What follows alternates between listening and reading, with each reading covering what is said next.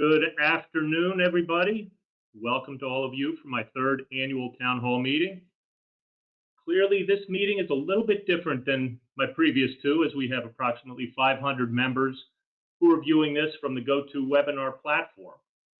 I'm sure all of you agree that this is the most important event of the week, not only within the clubs, but in the country and in the world. Needless to say, this year has been a little bit unique in the challenges that have been brought upon all of us.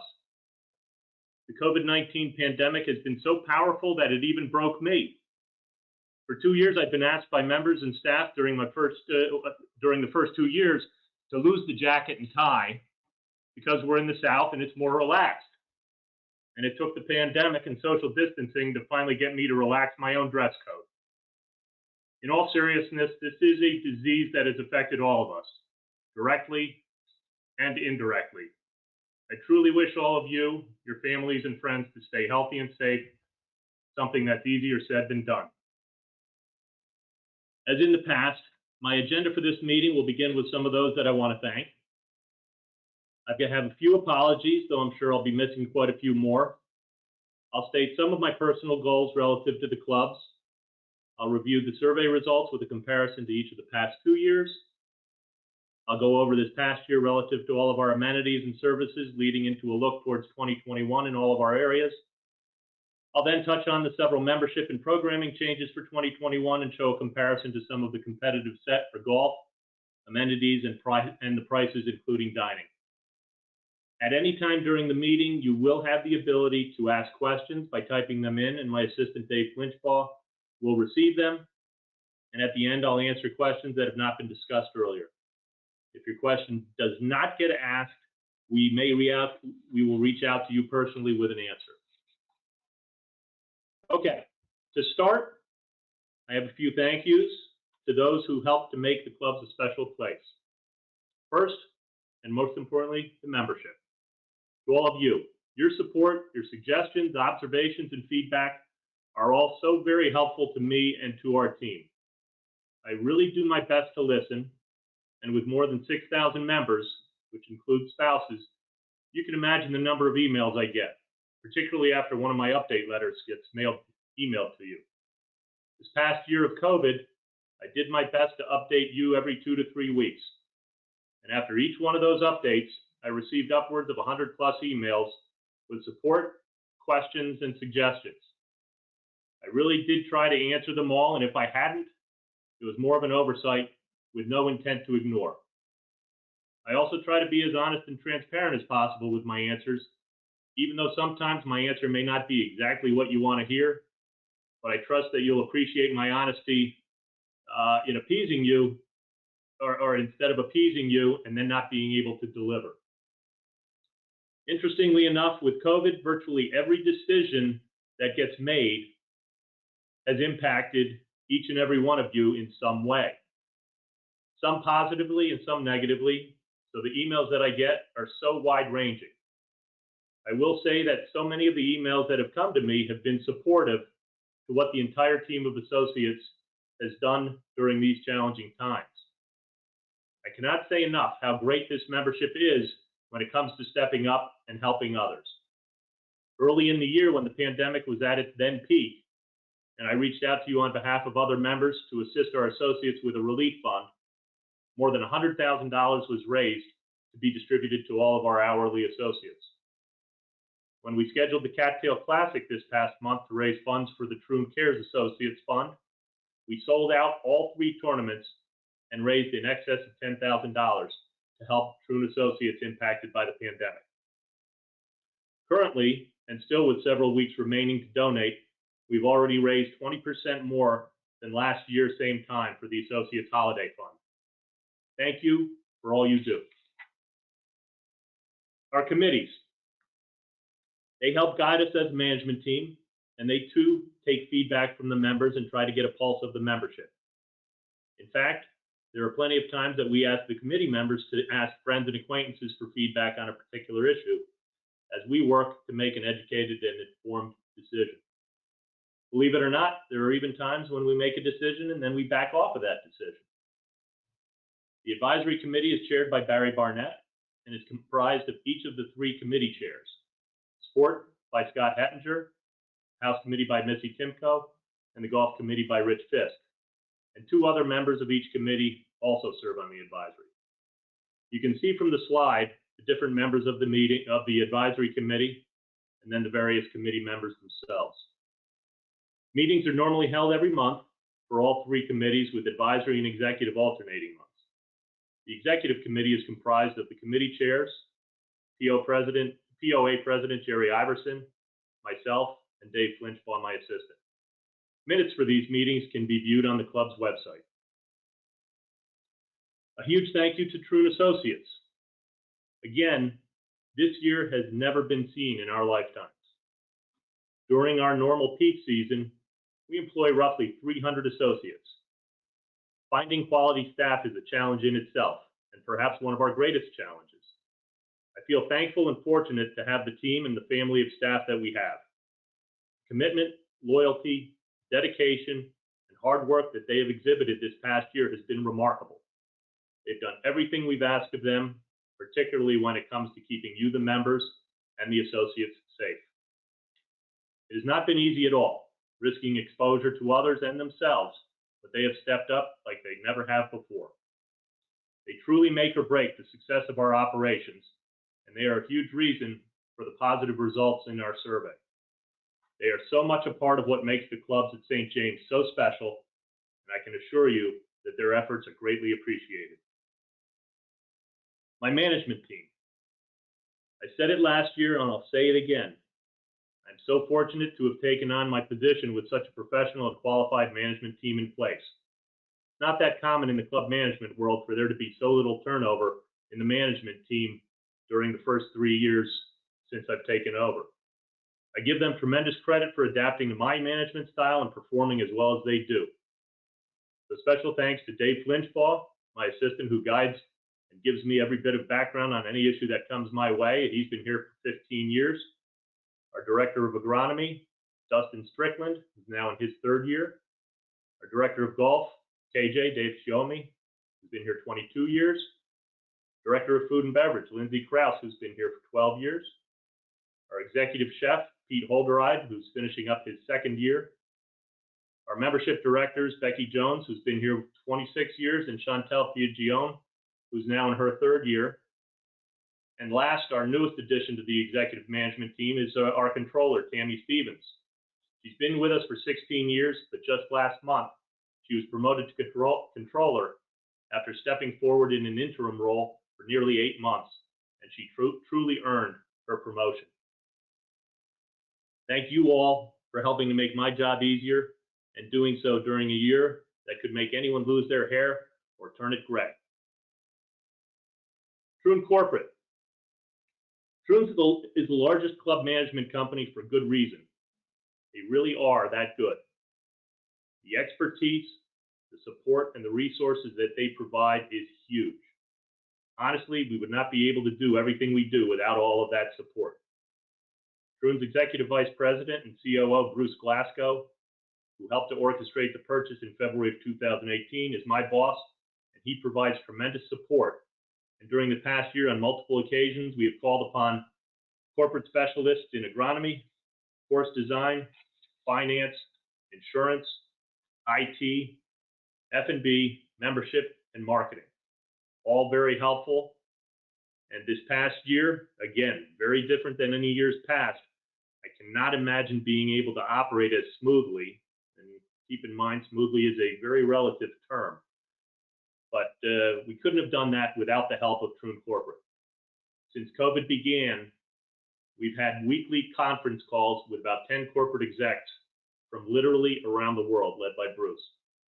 They began as daily calls, and now we are doing them twice a week.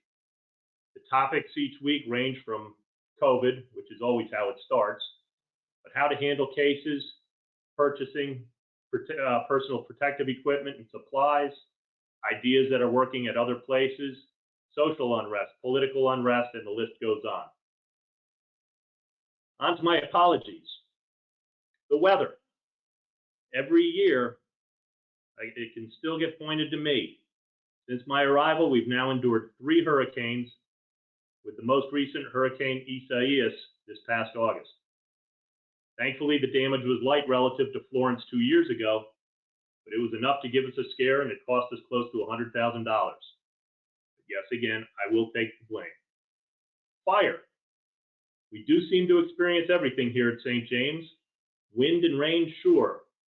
But last year, the fire at Tommy's was not at all expected. Pandemic. Yes, the first two were more localized, but now it appears that I have far more reaching powers. What's next? Murder hornets. Bring them on. We can take it.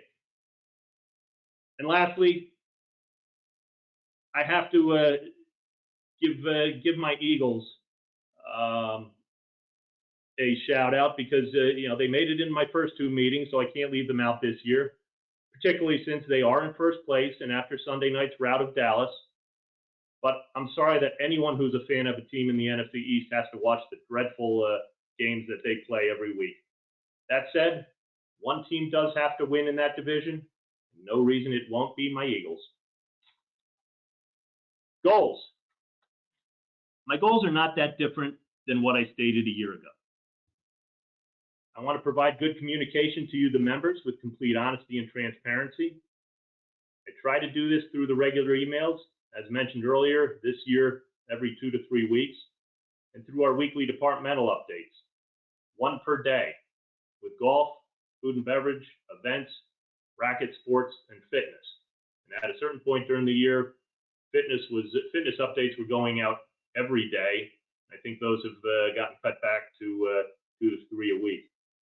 As much as I've always prided myself on being visible, this year has definitely not allowed me to be out and about as often as I have been in the past. I still do try to get around, but like all of you, I'm doing my best to have a little less exposure since I've now reached that vulnerable 55 and over age class.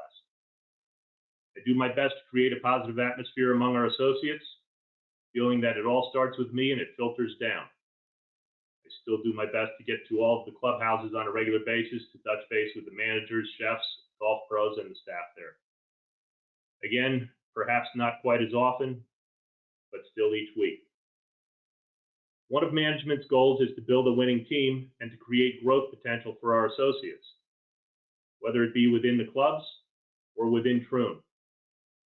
Finding staff within this region is not always the easiest, so it's so important to take current staff and management and improve upon their talents and skills. We promote from within, and with our size, we're fortunate to be able to help other Troon managed properties by sending managers to assist at those properties. This past year, I tried to make decisions that were in the safety and the good health interest of the members and associates. Again, not so easy, but we had to err on the side of caution when making these decisions. We really do our best to provide excellent value for the dues dollar.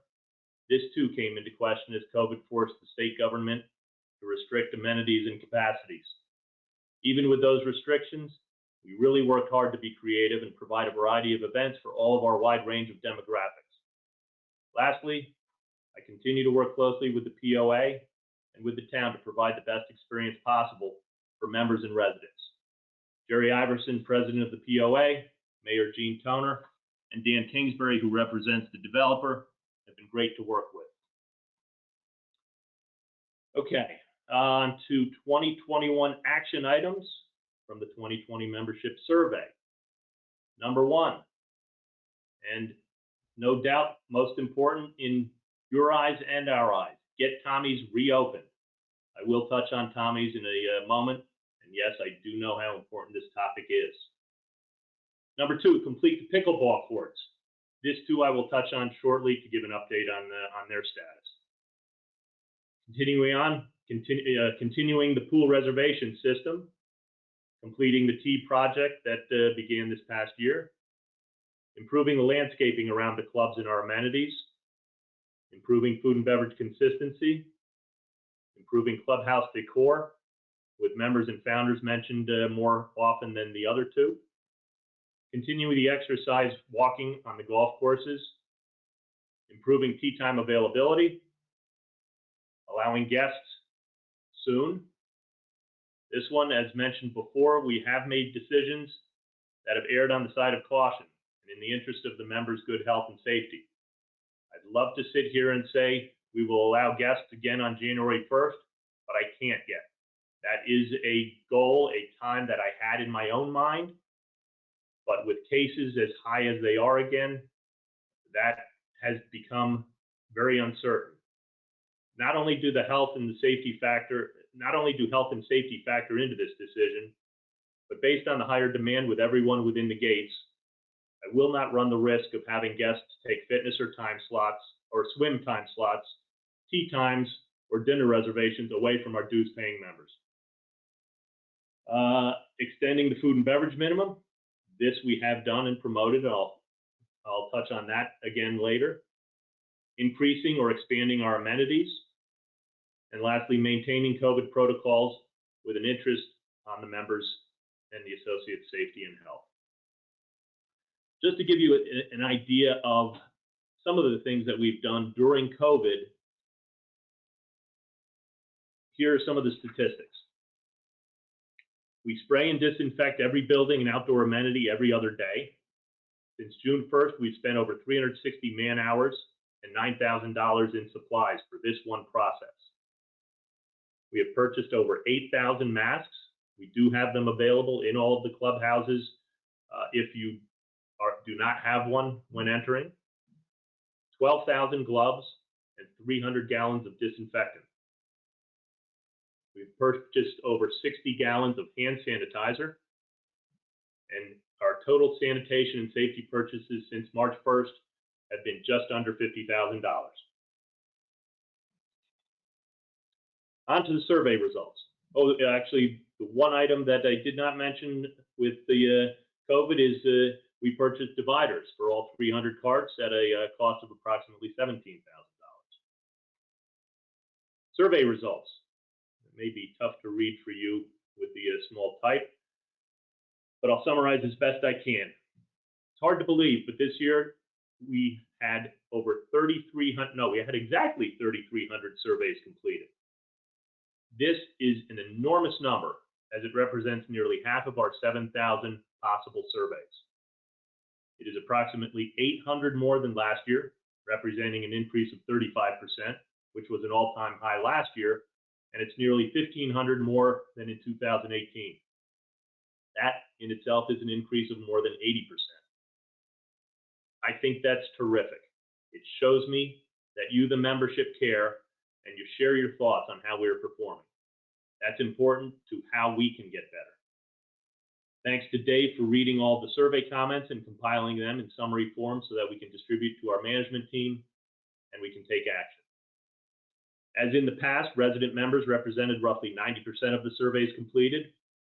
Golf members represented slightly less than half of the surveys, with social at just more than a third, and sport members just under 20%. The key metric that we look at most closely is the NPS score. That's the Net Promoter Score. After each of the past 2 years coming in at roughly 40, we dropped this year to 27. Good news is that number is slightly better than the 16 of 2017. There is no doubt that COVID played a role in this decline. As I mentioned earlier, food and beverage consistency and service and food declined slightly, and I'll touch on that later again. But when drilling down more closely by membership category, golf members, who were the least impacted relative to amenities reduced due to COVID, were much more positive in their rating than sport or social. The NPS score for golf members was 53. Sport members' NPS ranking was a 21, while social members' NPS was a -2. Yes, no doubt, we will work very hard to improve the scores for sport and social members, and of course to do our best to maintain and improve on the satisfaction of the golf members. With social members, I get it. The amenities that are important to you were impacted the most, relatively speaking, with fitness closed until August and the pools closed until mid-June. We really did do our best to accommodate within the restrictions mandated by the state. The reservation systems have worked well, but I know there was a period of time that you were not able to enjoy what you pay your dues for. In terms of how we responded during COVID, we did score better than an 8 on our handling of COVID, so I am pleased with that. Moving on to golf courses. As I've said, again, this is a year unlike anything we've seen before. With COVID, our membership felt the need to stay within our gates and our little bubble.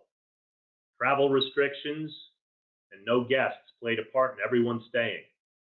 With that, and golf continuing on without any restrictions, we are on track to exceed 200,000 rounds, an increase of more than 10% over the highest amount ever played here before. With all of those rounds being played, the courses have taken more of a beating than in the past, so the scheduling of maintenance closed days became more important than ever before. Those closed days were huge in helping maintain and improve golf course conditions. They allowed the golf course maintenance teams to attack the course in a way that they just weren't able to do before. I totally understand that these closed days also played a role in the overflow, but don't lose sight of the fact that we played significantly more rounds than ever, meaning golf members played more than they have in the past. I'll show this stat later too, but of those 200,000 plus rounds, 99.5% were golf member rounds. As we know, we have not allowed guests since the middle of March. We finally completed a project that's been going on for several years. We purchased new tee markers and yardage plaques, changing from the colored markers to Roman numerals. Quite a bit of work went into this project, and while we're pleased with the result, we still have some new forward tee boxes that have to be built. We are pleased with the course conditions as a result of not overseeding this past year. And based on that result, we again will not be overseeding this off-season, and we look forward to the current grasses being healthier too going forward. Dustin and his team have done their best to address the many homeowner concerns that we get on a regular basis. Just in the past month, we had a pretty significant change in superintendent leadership. James Smith was promoted from superintendent at the Players Club to superintendent for members and founders clubs. And Jared Sutherland was promoted from first assistant superintendent at members and founders to the superintendent at players. This is additional evidence of the existing talent that we have here and our ability to promote from within. This past year, we took on a greater consciousness of being environmentally friendly and safe by purchasing new sprayers with GPS that eliminates waste and overuse of chemical applications. We're now using 25% more organic products with fertilizer applications, with the goal to increase that to 50% in 2021. And we've improved our storage and recycling of waste materials. Golf course plans for 2021. As I mentioned earlier, we plan on completing the most forward tee boxes, and we'll be planning on enlarging tee boxes, particularly the par threes. We will be scheduling the replacement of our bridges in phases over the next several years, prioritizing them based on their condition. We will be leveling off drainage areas and catch basins. We plan on growing in and improving the collar area to the greens at reserve, and areas that are out of play currently with pine straw beds will be addressed with more native grasses and wildflowers. And lastly, we plan on addressing and improving the irrigation system on the Founders Golf Course.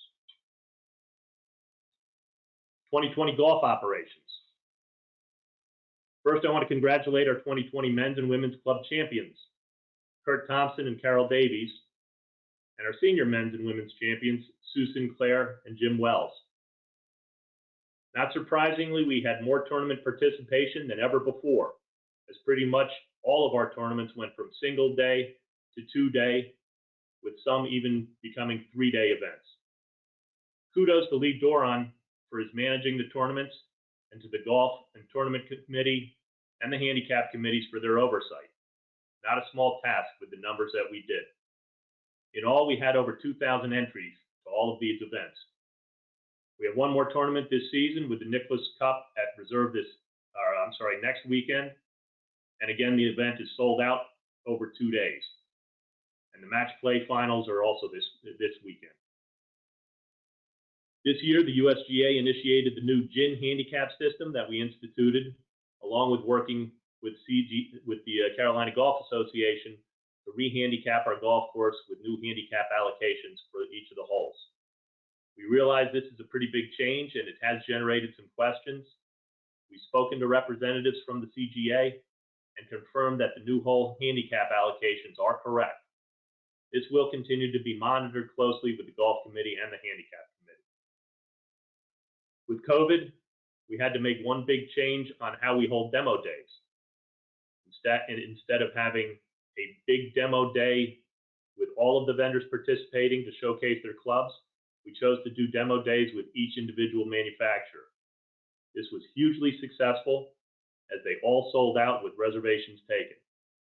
Based on this success, we intend to do this again next year with the hope that we would have the traditional demo day featuring all of the vendors. I wanted to recognize our founder's assistant pro, Ben Wilson, who again spearheaded the 100-hole event and helped raise more than $20,000 for the Folds of Honor. Here's a breakdown of our golf rounds played this year. As you can see, through October, we are well on track to finish with more than 200,000 rounds for the first time ever. And of the rounds played, 99.4% have been played by golf members.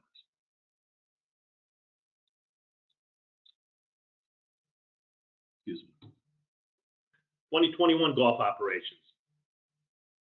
Double T starts will begin at 8:30 in the morning in January and February, and that will happen Monday through Friday. As mentioned earlier, there will be more individual demo days. All of the club cup tournaments will include flights for men, women, and mixed teams. And the senior club championships will be held on a separate date from the regular club championships with a minimum age of 70 instead of the prior 75. And this will allow members who qualify to participate in both.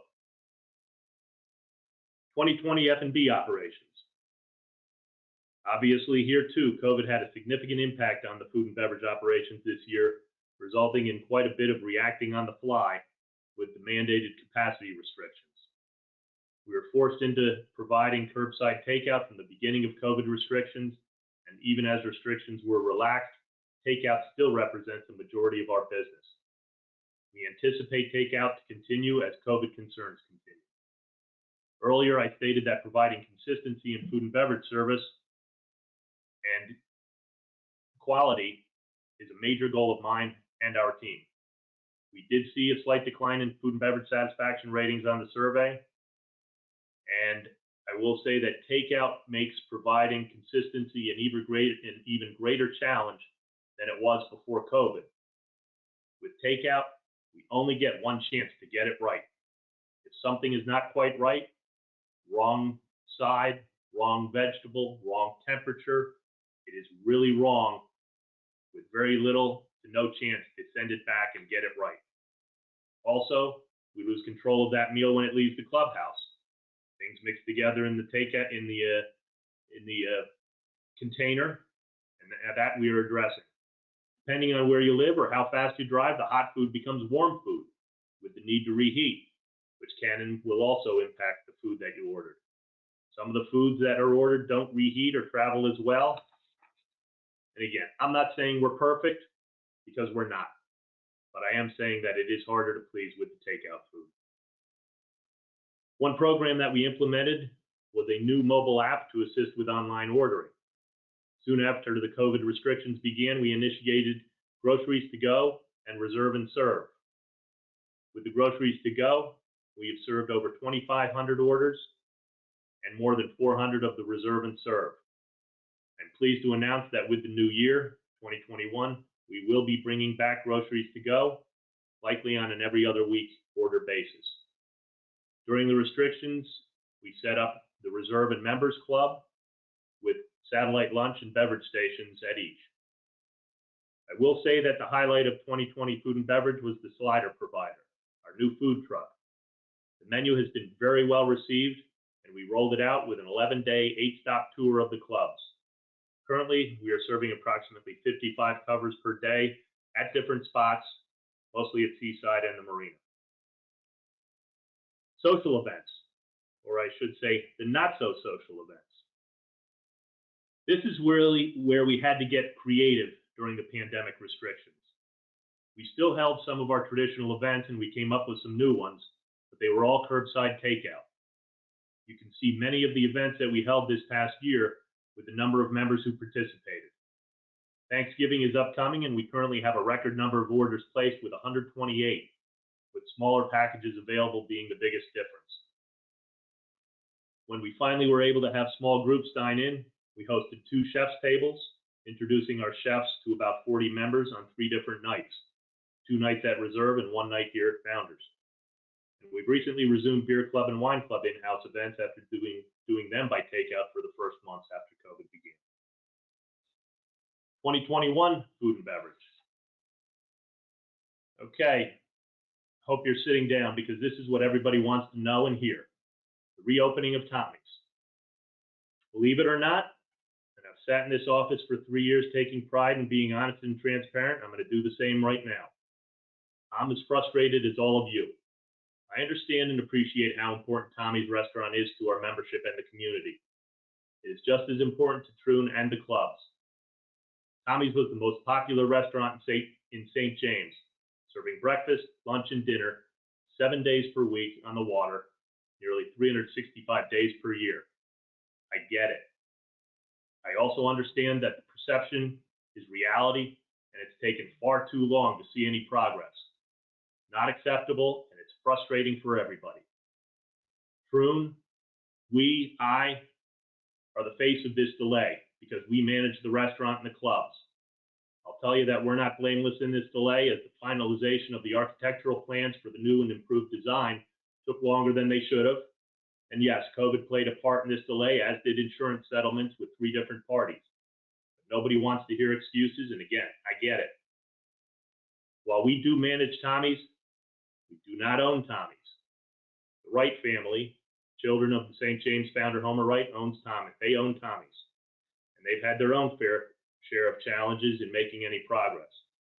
Currently, they're scheduling the contractor to address the cleanup and the mold remediation that is a result of no activity in the restaurant for months. And this is expected to happen in the next week. I cannot begin to speak for the Wright family, but much of this has not been within my or Troon's control. What I am pleased to announce is that Troon has an agreement in principle to purchase Tommy's from the Wright family. Troon looks forward to taking control of this operation, but that will not happen until full due diligence is done by Troon, including the scheduled remediation and clearance to begin construction before Troon will sign on the dotted line. Tommy's will open again, and the design will be more aesthetically pleasing, with a new bar that will be moved to where the deli case had been, and a much more functional, larger kitchen. Yes, the sooner the better. And again, I will continue to give you updates as I learn them, and when the signature is on that dotted line. What else in 2021? I didn't know there was anything else other than Tommy's in 2021. But there are a few things. We look forward to the return of the H-2B workers to our kitchen and service staff.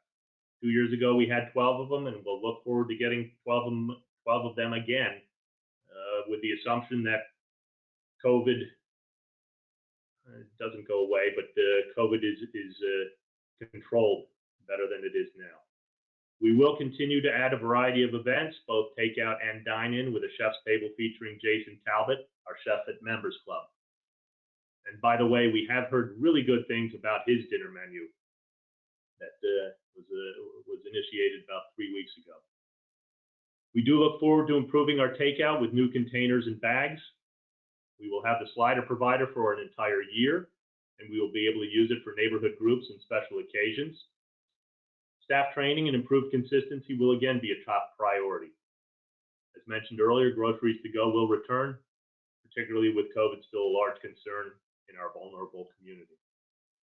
Lastly, we're considering a new immediate feedback software system called Hum that will allow members to provide their feedback after the meal, and if it is less than satisfactory, our managers find out immediately, which will give us quicker response time to correct any issues. On to Racket Sports. First, on an extremely sad note, we mourn the loss of assistant pro and head pickleball pro Greg Reimer, who passed away just this past month. A truly tragic loss. Head pro Brian Preston is in the process of interviewing candidates with a focus on pickleball. Pickleball play continues to grow, and Greg was very active in ranking all of the players this past year.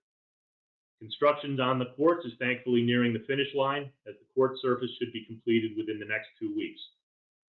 The permitting for the bathroom facility is still in process, which in itself is frustrating, as the county is making us jump through more hoops before giving their approval. I will say, though, if this delay persists with the county, we are making plans to open soon after the court surfaces are complete. Even though every part of the plan may not be completed, we are confident that we can open before year-end. At the seaside pickleball courts, the shade and the seating area were improved. As far as tennis, again, like golf, we were fortunate to be able to allow members to continue to play.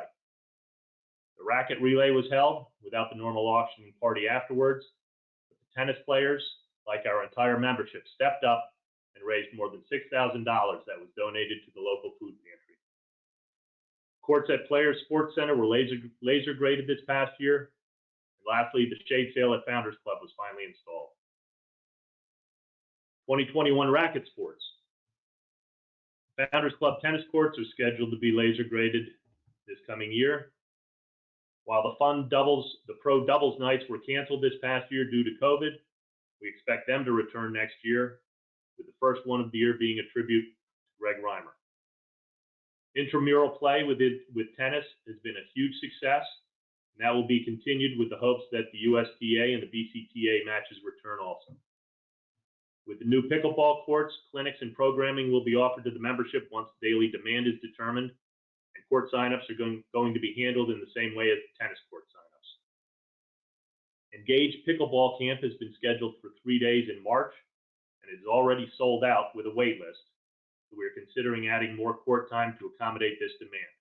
It's great stuff between new pickleball courts and the demand along with tennis. 2020 fitness and wellness. Fitness was impacted the most by COVID, as it opened later than any of our other amenities due to the state mandate. Once we reopened, we instituted a reservation system for time slots at all 3 fitness facilities, and that has worked very well. With that system in place, we do still see available time slots every day.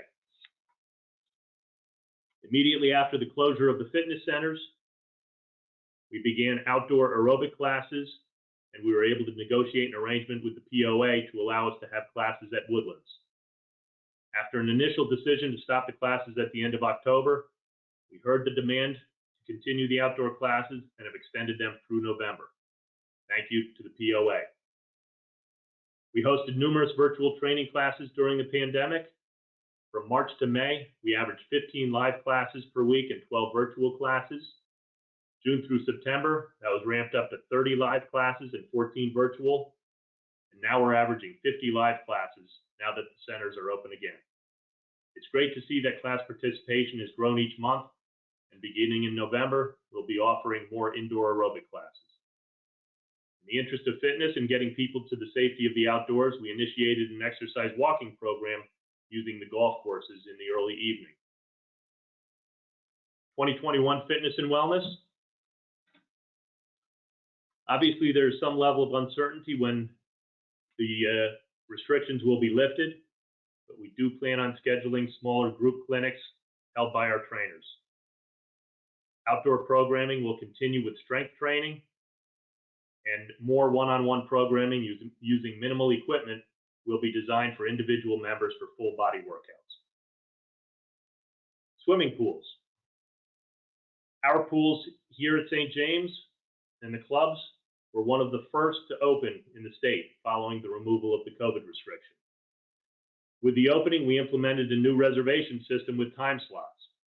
And yes, it was a little bit of an adventure early on as we transitioned to the new system, particularly with the software provider, as Sean seemed to do more programming than the programmers.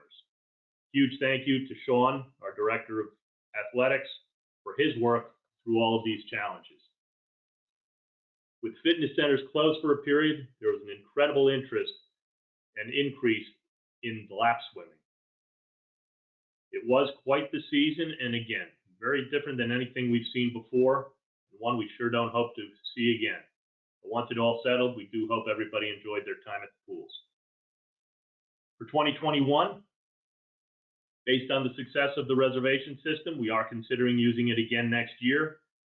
Of course, the expectation would be that there will not be capacity restrictions when the outdoor pools reopen next year. We would anticipate an increase in staffing for next year, as we did this year, in order to keep the pools, chairs, tables, everything clean and safe for all the members. And we do look forward to bringing back poolside music, Friday night float nights, and dive-in movies. Communications.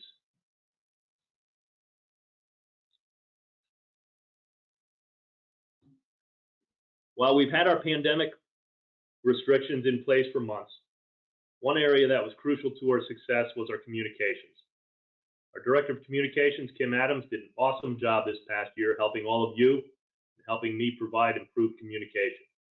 With that, we were extremely busy. First, and this goes back to April of 2019, we completed the refresh and modernization of our primary logo and removed the word plantation from the clubs at St. James. This was done to showcase member community and create a separation from the POA and the developer brands. With the new primary brand change, we also wanted more consistency with our sub-brands, all of the clubs themselves, Reserve, Members, Players, Founders, and Seaside. We wanted the logos to represent the personality of each club and be designed to live together within a family of all of our logos. We also created outlet-specific font sets for each of the clubs for the menus and other collateral material. This may not all sound like a big deal, but it's little things like this that help to make a difference to our brand and to your clubs. Quite a bit of time was spent on creating our new website. If you haven't seen it yet, please take a look. The website provides enhanced aesthetics and functionality, and is much more user-friendly. Our content area callouts have improved with timed text alerts to remind you of various events upcoming, and we improved our mobile app, giving you the ability to make dining reservations on Open Table, golf reservations through Chelsea, and pool and fitness reservations. One of the great achievements made this past year, even during the pandemic, was being honored with the Distinguished Club Award. This is the only merit-based award program in the industry, and because of that, it's one of the most prestigious and valuable designations a private club can achieve. How is this achieved? Every aspect of the club is evaluated against the most important of all measures, member experience. We are one of only 10 Troon clubs of the 110 in Troon's portfolio of clubs to have achieved this status. On to membership. Here are some stats from September, the end of September. You can see that throughout the year, going back to the end of last year, we've actually lost 20 members. That may seem a little surprising considering the amount of usage and demand that we've had for all of our amenities. That said, both golf and sport memberships have grown by 50 and 10 respectively, while social memberships have declined by nearly 70. What this means is that we've had quite a few upgrades from social to golf or sport to golf. You can also see that resident memberships increased by more than 100, while non-resident declined by 134. This means that more non-residents moved into their homes and or built their homes on their lot. There were a total of 150 new members taken in this past year, with the vast majority being resales, not new homes purchased. Member homes represent about 75% of all the resident homes, but quite a few of those 25% of non-member residents are owners of open lots, condo units that are rented out, or second homes for existing members. I realize that a question that comes up is, are we considering a cap to golf membership, particularly with overflow as prevalent as it is, and with golf memberships rising? The discussion is out there, but as it stands now, we cannot make any changes to membership for 5 years due to the acquisition agreement signed 3 years ago. So that is 2 years out. And yes, it is a consideration, but again, keep in mind this was nothing close to a normal year. And I know I've sat in front of you or stood in front of you the 2 prior years and said that now for all 3 years that this isn't a normal year, but it's true that each of the past 3 years haven't been anything close to normal. I really thought this would be the year, and who would have guessed a pandemic? 2021 membership. We do have one initiative to implement, which doesn't necessarily apply to everybody, but Premier members now have 2 options to upgrade their memberships to Signature, a $7,500 one-time payment, or convert any refundable deposit towards the $7,500 upgrade fee. From a projection standpoint, for the developer, we anticipate approximately 300 resale closings with another 40 through outside realtors. And currently, there are about 800 homes within St. James that are not built yet. Oh, I'm sorry, that 800 homes within St. James that are not considered members. Dues and fees. What are other clubs doing? A recent survey was conducted with other Carolina clubs by the Carolina chapter of the Club Managers Association. 67 clubs responded, and nearly 90% of the clubs are increasing their dues. The average increase is 5%, but surprisingly, the 5% increase is more for golf members, with higher increases for sport and even higher increases for social members. And there are 2 well-known local clubs that we consider competition that are raising sport and or social dues 7 and 9%. This past year, nearly half of these clubs experienced an operating loss, with that average being $250,000. We, in fact, saw our own revenues decrease by approximately $2.5 million, largely due to no guests during these COVID restrictions, the current capacity restrictions for F&B, and little to no banquet business. The majority of these clubs plan on using an assessment, or they will fund their losses from capital reserves. Keep in mind, we do not assess the membership, no matter the circumstances. In the past 3 years, Troon has spent an average of just under $2 million per year.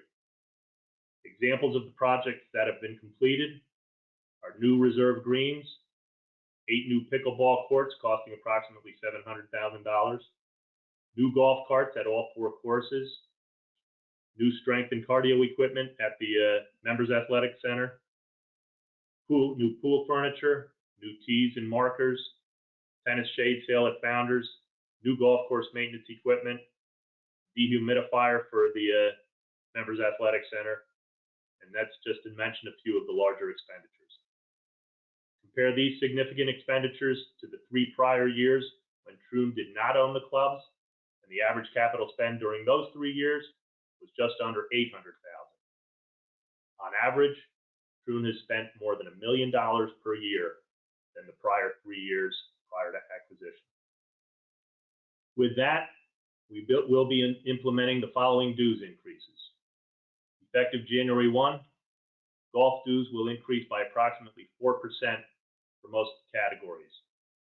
Sport membership dues will increase by approximately 4% for most categories, with the rationale for this increase is largely because tennis and pickleball continued throughout the year, and next year, the 8 new pickleball courts will be in play. Social dues, unlike the averages that we're seeing with the other Carolina clubs, there will not be a dues increase until the Tommy's renovation is complete. As far as changes to golf, there really will not be any. You know, the number of rounds for social and sport members will stay the same at 12 and 30, and they will still, and social and sport members will still be able to make tee times before or day of and not have it count against their 12 and 30 rounds of golf. The annual cart plan will increase by $10 per month for a family. From a food and beverage standpoint, The minimum will remain at $800 annually, or $200 per quarter for resident members. I'm sorry, for non-resident members, the 200. I'm sorry, non-resident members is $200 per year. Resident members is $800 annually, or $200 per quarter, and there is no change to that. As mentioned earlier, the unspent minimum for those on the quarterly plan will be rolled over to the end of June 2021, and those on the annual prepaid plan will roll over to the end of 2021. Our competitive set.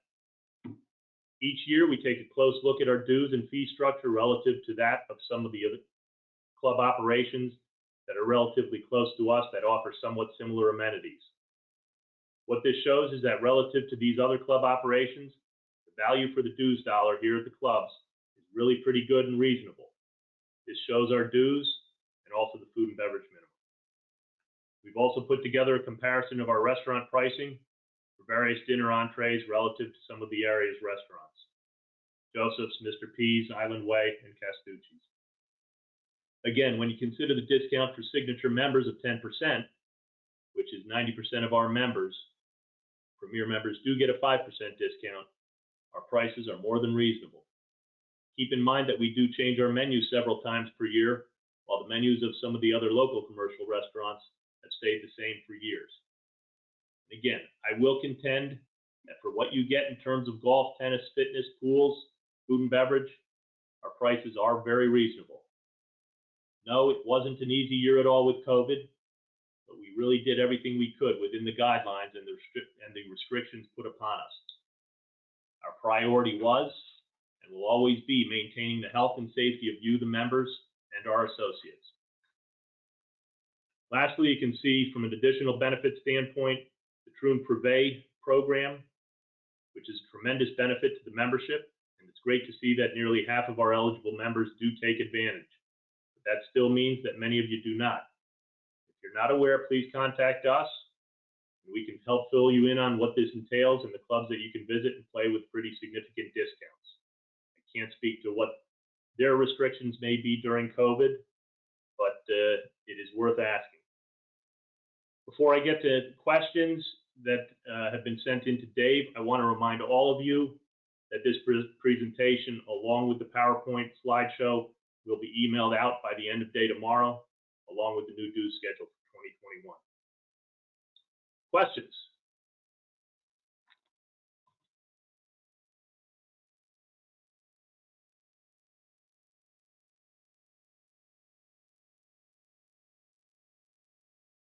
With Flinch in the other room, he is sending the questions over to me. Okay, are there any of the soups or sauces made in-house, or are they canned or frozen from Cisco or U.S. Food? All of our sauces, soups are made in-house. Next question. Is there going to be a limit on the number of golf memberships allowed? Will there be any limits on any category of memberships? This one I touched on earlier. Being that we're 3 years into the 5-year period that no changes can be made, that is still a question under discussion. And clearly, I get the fact that we have overflow, and it is something to monitor closely. But at this point, we are staying the way we are and monitoring it closely. Why have certain holes been cart path only for many consecutive months, specifically mentioned players? Dustin isn't here to help me answer, and what I will do is get an answer from him. KJ's in the office with me, and KJ, you have a good answer for me? That was the only course that we had walking only. So to give the third break going into dormancy, we made certain holes that would be. Okay, I don't know if all of you heard that, but Players Club was the only course that did not get the relief when we had walkers only, where we closed the course in mid-afternoon, or we closed a 9 early.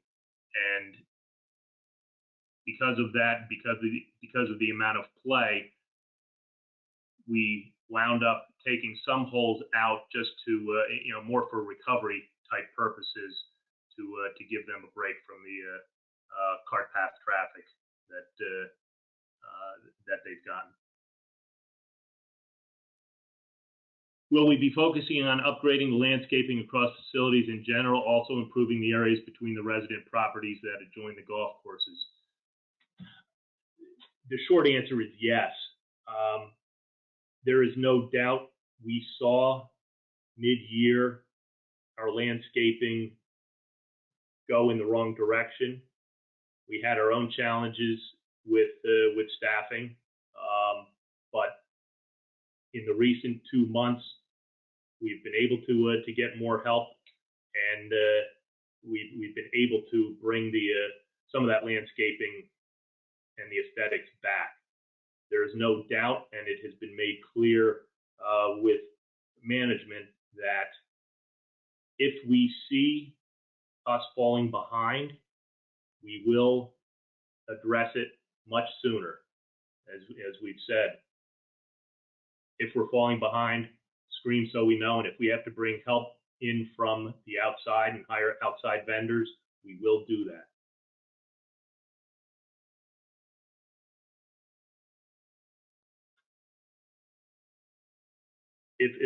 It appears as though I've got another question. Okay. Why isn't the rate for 9 holes half of the rate for 18 holes? If it was, more sport and social members would take advantage of that for late afternoon rounds. The 250 more than half the rate, quite honestly, I mean, that's been the rates for as long as any of us can remember. I've been here 3 years, but KJ's been here 20 years, and that is a rate that had been established. There are fixed costs involved, and so I mean, it's something we can look at. But my experience too is that 9-hole rounds are a little more than half of what full 18-hole rounds cost. Do we plan to limit the number of rounds a golf member can play in a week? We haven't discussed that a whole lot. I know the topic has come up. The short answer on that one right now is no. It would be difficult to tell all golf members who pay the same in dues that they cannot play as often as they might like. Again, I get the fact that we've had some who play all the time, and we've had overflow. But I will also point to the 200,000 rounds played, 99.4% of them being golf members means the golf members have been able to play more than they've played in the past. But no, not at this point. It is something that we will, again, keep our eyes on. At a certain point, guests will be allowed to play again too. And at a certain point, when hopefully COVID settles, we will be able to, members will be traveling again, and it'll be back to a more normal state. Will golf memberships be available to Pine Forest, development across Route 211? This development's not part of any developer parcel. That is correct. It is not part of the developer parcel, and it is not. Would not be part of the plans for membership within. Have you thought about allowing all residents to have access to the food truck while Tommy's is closed? In my mind, the food truck is a member amenity, as are all of the restaurants, and our focus is on the members who pay the dues here, and it will remain that way. So no, I am not looking at opening up the food truck to all residents. Any plans to add indoor golf simulators? Good question, and I know that's a trend out there. It's something we'll talk about. One of our challenges within is space with our clubhouses and with our land. We have talked about and had it in budgets an outdoor golf teaching center, which may be able to accommodate something like an indoor golf simulator. It is definitely something worth discussion, particularly keeping an eye on what others are doing out there. Are additional downed tree cleanups planned for the golf courses? An example is 17th hole of players with stumps laying sideways. The short answer is yes. We will continue to work on the surrounding areas, on the I'll call it the non-playable areas outside the cart paths. It is an ongoing process. No doubt our focus is on the playing areas, but we do understand and need to get to the areas that, from an aesthetic standpoint, like 17th hole players. I will certainly bring it to Dustin and to Jared's attention to take a look at that area. I've yet to understand the new tee rankings. So many par 3s are rated tougher than par 5s. Who can explain it to me and others? KJ, you did such a great job explaining it yesterday at the golf committee. Come on closer so that you can be heard. And that is a good question and one that we've heard before. The World Handicap System which we adopted this past year, has put in a triad system where the middle triad of each 9 holes, the hope is to have the number 1 handicap and the number 2 handicap in those middle triads on the front and the back, and then moving to 3, 4, 5, and that on the other triads. The hope for doing this is so someone receiving, let's say, 5 shots will receive the shots prior to the last couple holes when a match may be over before they even get to that part. I know you also talked about the hardest holes, not always how they're ranked, which is kind of why par 3s may get ranked with a lower number, Correct. harder hole. Yeah, one of the misconceptions is that the number 1 handicap hole is the toughest hole on the golf course, and that is not the case. The number 1 handicap hole is the biggest differential between a low handicapper and a higher handicapper, although at times it will turn out that it would be the toughest hole. But again, just because it's the number 1 handicap hole does not mean it is the toughest hole on that night. Thank you. Will Tommy's remain a public facility after Troon purchases it, or will it revert to club members only? Is there an actual expected open date for Tommy's? As far as it remaining public and open to all of the residents, that will remain. Actual expected opening date, we expect construction to be, call it 8 weeks. What we are projecting is, at this time, I'm going to call it about April 1, knowing that the signatures the acquisition has to happen. And the design is pretty much done and in place. It's just then about getting the contractor lined up to do the construction. There's no doubt our hope on a corporate standpoint is to get the acquisition completed certainly in the next month. But again, that's not going to happen until the remediation is complete and we get clearance from environmental on that. But I'll say April 1. Is there a date for pickleball opening? The pickleball, there is no reason in my mind that pickleball will not open this year, even if there is a delay on the bathroom. We will make that happen because the court surface should be done. We've got a meeting with the contractor tomorrow over at pickleball, and even with a delay on the bathroom, no reason not to open the courts. Will any of the living units built across 211 from St. James have ability to become members? And the answer is no, they are not eligible. Golf course exercise walking in the spring. The answer is yes. It will be considered. It was very successful, but we also want to see what the restrictions are. I mean, one of the reasons we did it was because the fitness centers were closed. So I would anticipate, once we have a better idea of what's happening with COVID, we'll be able to make a decision on exercise walking. With golf tee times being fairly full, is there thought to building a 5th course or adding more holes or expanding tee times to begin earlier in the day?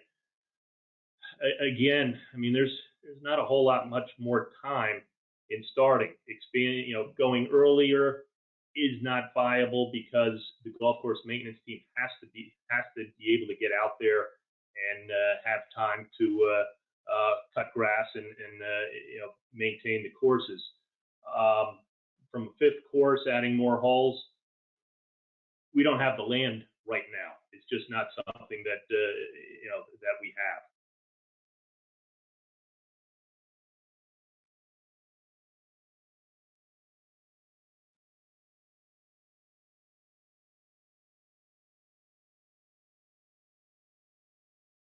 I don't know if this is a serious one, but it's from a Redskins fan, so I don't know if I can. It is serious. Okay, as a long-term Washington fan, I get it. Family coming in the holiday. Any thought on flex in regards to having family guests allowed to dine in with members? Negative tests provided in advance, which I know is cumbersome. As a new resident and member, would like to compliment you on communications.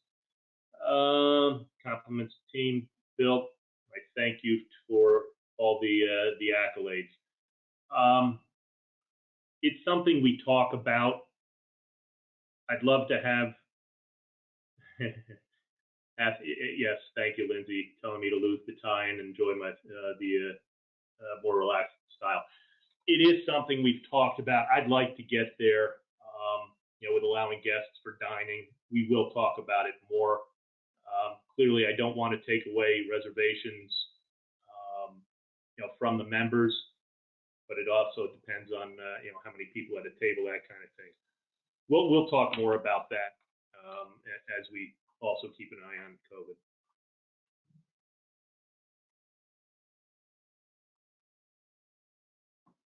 Is there a plan to increase the number of outdoor pools with increased number of residents, particularly at Seaside? Again, we're restricted in the amount of space we've got. We just don't have the land. Being in a developed community, there is no doubt that developer, former owner, their interest is in using every bit of available land they have to build homes, townhouses, condo units, whatever it is, to maximize their profit. We only have so much land, and I do understand the increased capacity, but again, this hasn't been a normal year, and everybody was within the gates. So.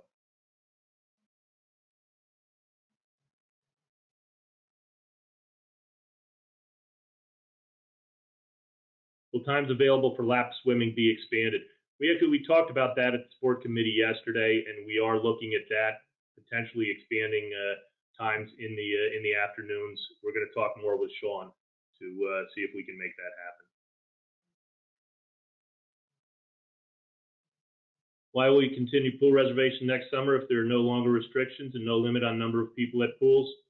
Good question. I mean, the pool reservations work well, and I mean, I can go both ways. I mean, if there's no restrictions, then I'm okay opening things back up. There's no doubt by having the reservations, it did allow us a little bit more control in terms of number of people, making sure everybody's members and bringing them in. But that's certainly up for discussion. Can there be some consideration made for those that still work and only play on weekends?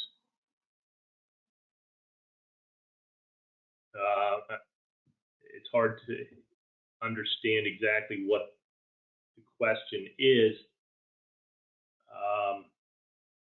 Which is typing as I'm reading. Again, this goes back to all golf members are paying the same amount of dues, and as far as access to the clubs, I'm really not there yet as far as separating those interested more in playing on weekends versus those who play weekdays and those who play 6-7 times a week. Any thought of opening either members, founders, casual dining Friday, Saturday nights? That's a tough one because the whole reason members and founders are closed on Friday, Saturday nights is because of banquets.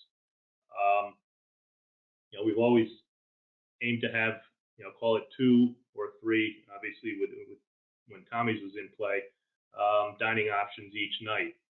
And again, the reason that members, founders weren't available is because those were the busiest nights for events.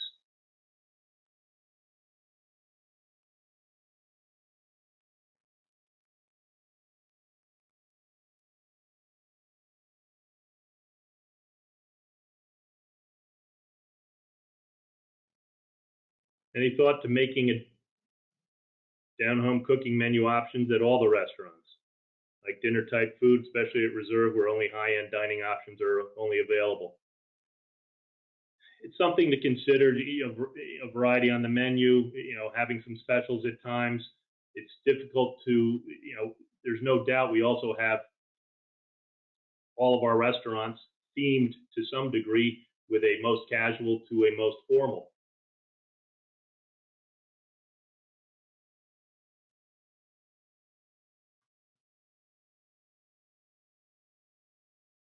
Lindsay just wrote also that as we do the groceries to go, they will include more home-style meal kits, which was similar to what we were doing with the Reserve and Serve. So when we do the grocery to go, it'll be a combination of groceries and meal kits. Lynch has just told me that is the end of questions. I thank all of you. If you do have questions, feel free to email me, and I will get back to you. And by end of day tomorrow, the presentation along with the slides and the due schedule will be sent out to everybody. Thank you very much. Enjoy your night.